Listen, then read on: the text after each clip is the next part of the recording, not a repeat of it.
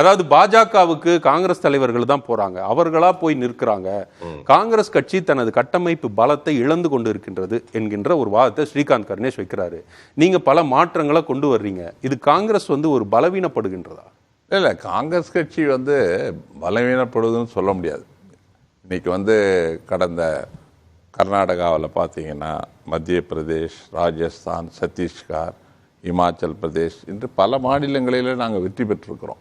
கர்நாடகத்தில் நாங்கள் பெற்ற வெற்றியை சட்டமன்ற உறுப்பினர்களை பல்க் பர்ச்சேஸ், பகிரங்கமாக விலை பேசப்பட்டு நீங்கள் ராஜினாமா பண்ணுங்கள், உங்கள் இடைத்தேர்தலில் 25 கோடி ரூபா நாங்கள் கொடுக்குறோம், நீங்கள் நின்று ஜெயிச்சிடலாம் அப்படிலாம் சொல்லி ஒரு ஆட்சியை கவுத்தவர்கள் பாஜகவினர். அதே போல் மத்திய பிரதேசத்தில் ஆட்சியை கவுத்தாங்க. ஸ்ரீகாந்த் கருணேஷ் என்ன கேட்பாரு, நீங்க இது நீதிமன்றம், கோர்ட் ஆஃப் லா, நீதிமன்றத்தின் முன்னால் நீங்க நிரூபிக்க முடியுமா? நம்ம நாடு ஜனநாயக நாடு, ஒரு பனானா ரிபப்ளிக் கிடையாது. அதாவது யார் வேணாலும் எது வேணாலும் செய்யலாம்ன்ற மாதிரி நாடு கிடையாது. நீதிமன்றம் இருக்கு, சட்டம் இருக்கு, அதற்கு முன்னால் நீங்க நிறுத்தி நியாயமா இருந்தா தானே பேச முடியும். இல்ல அரசியல் பேச்சு தானே. நண்பர் ஷபீர் சொல்றது, ஊழல் குற்றச்சாட்டுக்கு ஆளானவர்கள் மகாராஷ்டிராவில் இன்னும் பல இடங்கள்ல அவர்கள் பாஜகவை போய் சேர்ந்ததும் அந்த பாஜக வாஷிங் மிஷினில் போட்டு அவங்க தூய்மையானவர்களாகிடுறாங்க, புனிதர்களாகிடுறாங்க. அந்த ஒரு மந்திரத்தை அவங்க வச்சுருக்காங்க. அதனால் யார் ஊழல் குற்றச்சாட்டு இருக்கிறவர்களை பாஜக கட்சியில் சேர்க்கக்கூடாது. ஆனால் அவங்க கட்சியில் சேர்த்து அவர்களை தூய்மையாக்கி அதுக்கப்புறம் என்ஃபோர்ஸ்மெண்ட் டைரக்டரேட் அவங்க கிட்ட போகாது, இன்கம் டேக்ஸ் போகாது, இப்படி பலவிதமான அச்சுறுத்தல்கள் தொடர்ந்து நடக்குதுன்னு சொல்கிறாரு. இல்லை, அதெல்லாம் அதுக்கப்புறம் அது வழக்கு நடக்காது.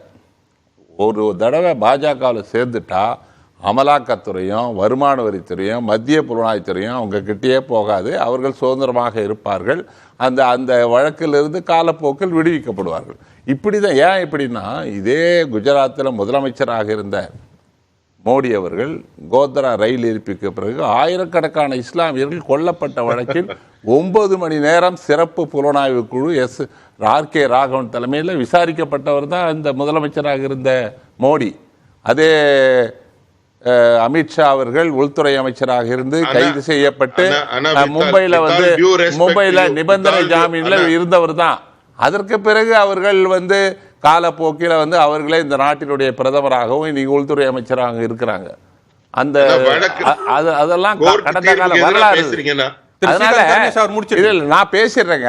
இல்ல என்னை பொறுத்தவரை பாஜக நண்பர் ஷபீர் சொன்ன மாதிரி வாக்குறுதிகள் நிறைய கொடுத்தாங்க. கொடுத்த வாக்குறுதிகள் எதையும் அவர்கள் நிறைவேற்றலை. ஆண்டுக்கு 2 கோடி பேருக்கு வேலை, விவசாய 2 மடங்கு வருமானம் எல்லாம் கொடுத்து எதையும் செய்யாத காரணத்தினால மக்களை நம்பாமல் இன்னைக்கு ராமர் கோயிலை நம்பி தான் இருக்கிறாங்க. அதுக்கப்புறம் இந்த மாதிரி டிஃபெக்ஷன்ஸ் மற்ற கட்சியிலிருந்து காங்கிரஸ் கட்சியில் இன்னைக்கு இப்போ இருக்கிற பல பதவிகளை அனுபவித்தவர் தான் இந்த அசோக் சவான்.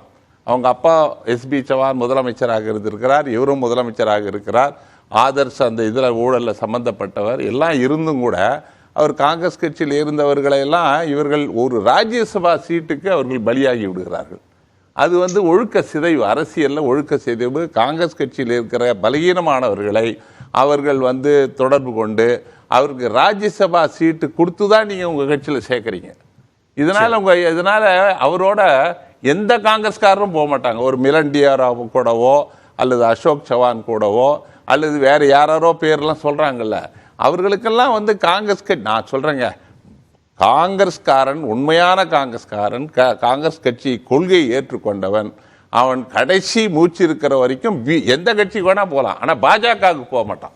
இல்லை, அப்படி போறவன் அவன் காங்கிரஸ் கட்சிக்கு உண்மையாக போறதுக்கு காரணம் அந்த தலைவர்கள் மட்டும்தானா, இல்ல காங்கிரஸ் தலைமை அவர்களை தக்க வச்சுக்க முடியல? எங்க கட்சி இப்போ பாஜக கட்சி மோடி நடத்துற விதம் வேற, அமித்ஷா நடத்துற விதம் வேற. 2 பேரும் சேர்ந்து கொண்டு நட்டான்னு ஒருத்தரை வச்சுக்கிட்டு அந்த கட்சியை நடத்துறாங்க. அது ஒரு விதமான ஒரு சர்வாதிகார அமைப்பு, அது ஃபேசிச அமைப்பு.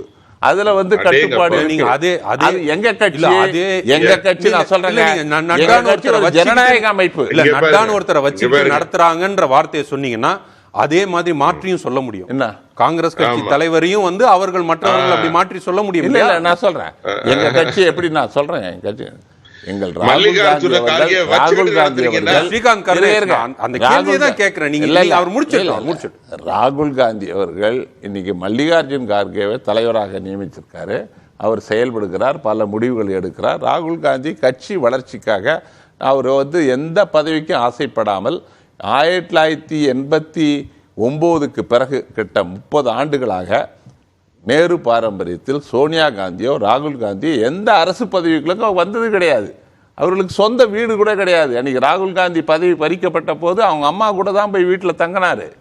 சொந்த வீடு கிடையாது. இப்படிப்பட்ட ஒரு வாழ்க்கை, அற்புதமான வாழ்க்கையை வாழ்ந்துக்கிட்டு இருக்காங்க. கட்சி வளர்ச்சிக்கு 3500 கிலோமீட்டர் பாரத் ஜோடோ யாத்திரா, இன்னைக்கு நீதி கேட்டு 6500 கிலோமீட்டர் நடைப்பயணத்தை மேற்கொண்டு மக்களை சந்தித்து மக்களோடு உரையாடி மக்களோடு தன் உணர்வுகளை பகிர்ந்து கொண்ட மக்கள் தலைவராக இன்னைக்கு அவர் மக்களோடு உரையாடுகிறார். உங்கள் தலைவர் வந்து மக்களோடு உரையாட மாட்டார்.